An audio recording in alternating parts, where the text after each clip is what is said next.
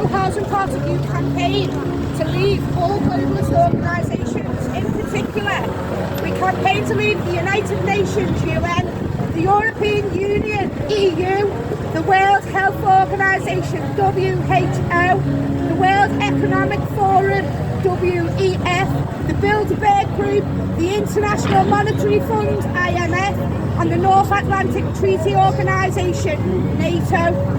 NHP UK believe that the only UK citizens should be in control of the UK finances and health and military. So we've got children's rights policy for social services and the family court to the police to do their job. So National Housing Party believe that the state has overstepped its power regarding taking children away from a child's mother or father. National Housing Party UK campaign 1 to scrap the secret family courts. Open up the family courts to the family, the public and the media, because close these courts in secret, and this is why I have to stand on the streets, because no one can look into my case because it's a secret. Yeah. 2, revoke the Children's Future Harms Conspiracy Bill, known as the White Paper, which was implemented by the Tony Blair government in 2000. 3, outlaw international adoption, whether the child is leaving or coming to the UK. It should be against the child's human rights to be uprooted from its ethnic background. Here. 4, prohibit financial incentives to adopt or foster children. Fosters and adoptees should be doing it out of love for humanity and not for financial gains. And these bonuses are like £30,000 upwards, guys, yeah, that they steal children with. 5, end the same-sex couples having the right to adopt and foster, 100%, yeah, or have surrogate children. It is child abuse to deliberately bring a child into the world without its real mother or father in its day-to-day life. It is also against Christian values for the same-sex couples to be in custody of children. Here. This party hopes for lasting world peace. This is why we are fighting. Oh, didn't John Lennon stand here and say that one day? I wonder if I'll be another John Lennon. Yeah, they looked at me there, they looked at me. Christianity policy, Christianity. As a Christian nation, a nationalist party, we aim to reintroduce Christianity back into our society. We campaign to make a third of all schools within a single borough Christian themed. This would mean that Bible study would be a part of the curriculum. Christian assembly would also be a major part of these schools. It needs bringing back. Our society has become very chaotic and uncivilized because of the removal of Christianity. Our national flag is a combination of 3 Christian crosses: St. Patrick, St. George and St. Andrew. Christ was the guiding light that built our nation. The National Housing Party would also support giving couples to marry in a church a tax break with financial incentives for every child they have.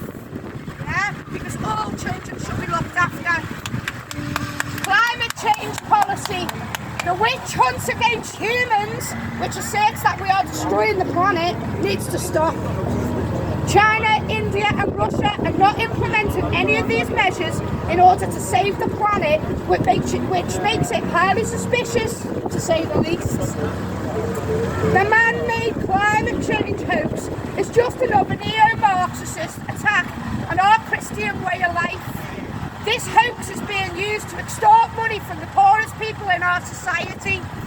National Housing Party oppose and campaign to cancel all of the following. 1, lower traffic neighbourhood schemes. 2, ultra low emission zones, ULEZ. 3, all new vehicles to be made electric by 2030. 4, net zero targets. 5, 15-minute city zones. And 6, carbon-free housing targets by 2025. We want rid of all of them. Yeah? Electrical reform policy.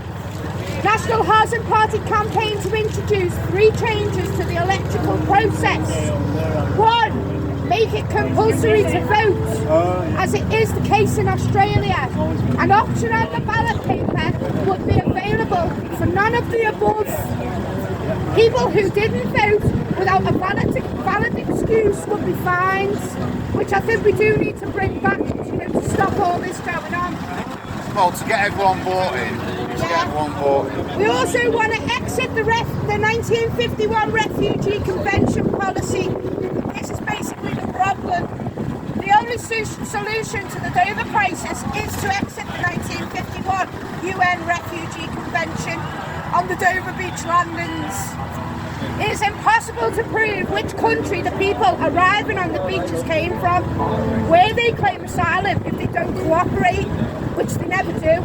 All commanding officers within border force will be very aware that if they were to turn a dinghy around and it sunk and they were drowned, they would be in serious trouble. They could even face criminal charges for any deaths. There's no way of any of them will turn back any boat without taking them somewhere to be processed while we are signed up to the 1951 UN Refugee Convention. Sometimes they stop halfway across the channel on their way to stop to the UK and call 999 from a mobile. They say they're in difficulty and ask the Coast Guard for help. They turn their engine off and wait.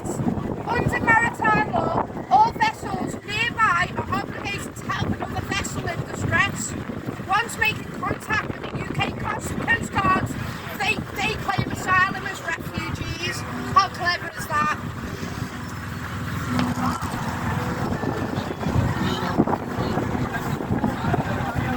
Oh, hang on a minute.